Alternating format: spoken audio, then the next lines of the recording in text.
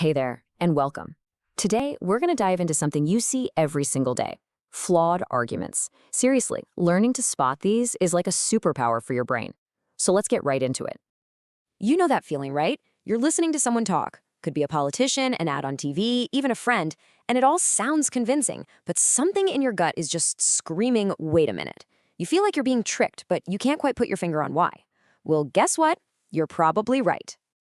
Okay, so these sneaky arguments, they're everywhere, and they're designed to do one thing: persuade you, sometimes even manipulate you. They're built on these little cracks in logic, specifically made to trip up our brains. But here's the cool part. Once you know what to look for, they become totally obvious. You can see right through the trick. The fancy word for these things, a fallacy. Honestly, just think of it like a bug in a piece of software.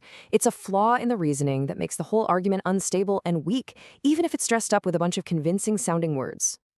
All right, so let's get our gear on. Think of this as your official field guide to fallacies. We're going to walk through some of the most common ones you'll bump into out there in the wild. First up, we've got an absolute classic.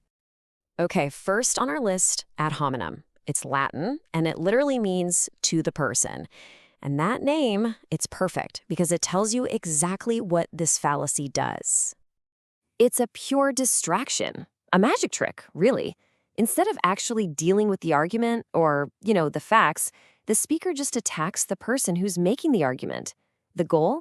To make you dislike the person so much that you dismiss their idea without even thinking about it. And see, when you break it down, it's so obvious, isn't it? Who cares if the guy failed science in high school? That has literally nothing to do with whether his climate change argument is valid right now. It's a textbook attack on the person, not the point. All right, next up, we have a different kind of trap. This one doesn't go after the person, oh no.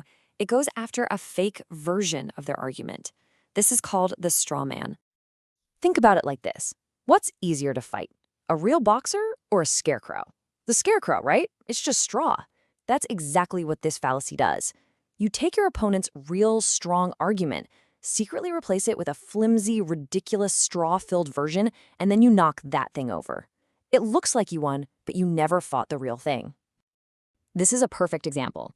So person A says something totally reasonable. We should regulate pollution. Now watch the switch. Person B comes back with, so you want to shut down all factories and destroy the economy? See what they did? They built a straw man. It's way easier to fight against the scary idea of ruining the economy than to actually discuss, sensible regulations. Okay, next up is a really common one that tries to back you into a corner. It's called the false dilemma, or black and white thinking. This one is all about making things way too simple. It takes a complicated issue with lots of shades of gray and pretends there are only two options, black or white. And it's such a powerful trick because it forces you to pick a side right then and there. But the reality is, there's almost always a third, fourth, or fifth option they're not telling you about. This has got to be the most famous example ever. And you can just feel how powerful it is, can't you? There's no room for discussion, no nuance, no middle ground. It's a classic power move to force people onto your side and shut down anyone who disagrees. Okay, so we've got a few of these fallacies under our belt. But here's the thing. In the real world, they love to travel in packs. They're rarely used one at a time. So let's look at a quick debate scenario to see how they can be stacked up, one after another. All right, so candidate A kicks things off. Pretty simple, straightforward proposal, right? They want to talk about funding healthcare. And bam, there it is. Did you catch it? Candidate B doesn't even touch the topic of healthcare.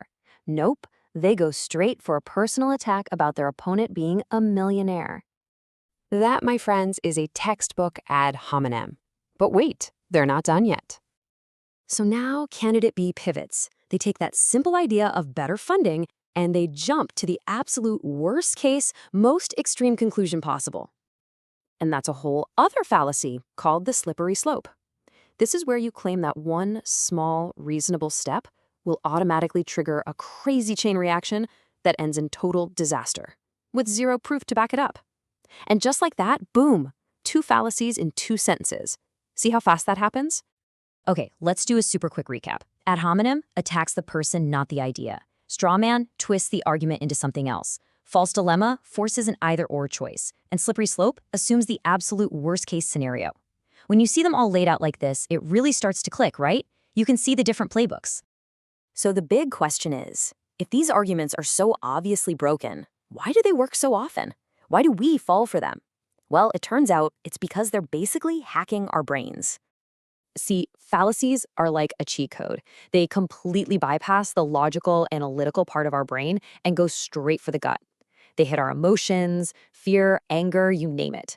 They tap into our biases, giving us that, aha, I knew it feeling. And maybe most importantly, they give us easy, simple answers for really complex stuff. Our brains are naturally wired to take mental shortcuts, and a fallacy is the most tempting shortcut of all. So what's the big takeaway here? Why does any of this matter? Because being able to spot a fallacy isn't just some neat party trick. It's a genuine tool for empowerment. It's like a shield that protects you from being manipulated. And it also helps you make your own arguments stronger and more honest. Really, it's all about becoming a sharper, more independent thinker. So there you have it, your starter guide to flawed arguments. But the real test? Well, that starts now. When you're done here, as you go through your day, watching the news, scrolling social media, just chatting with friends, keep this stuff in the back of your mind. Now that you know what to look for, the only real question is, which one are you going to spot first? Have fun out there.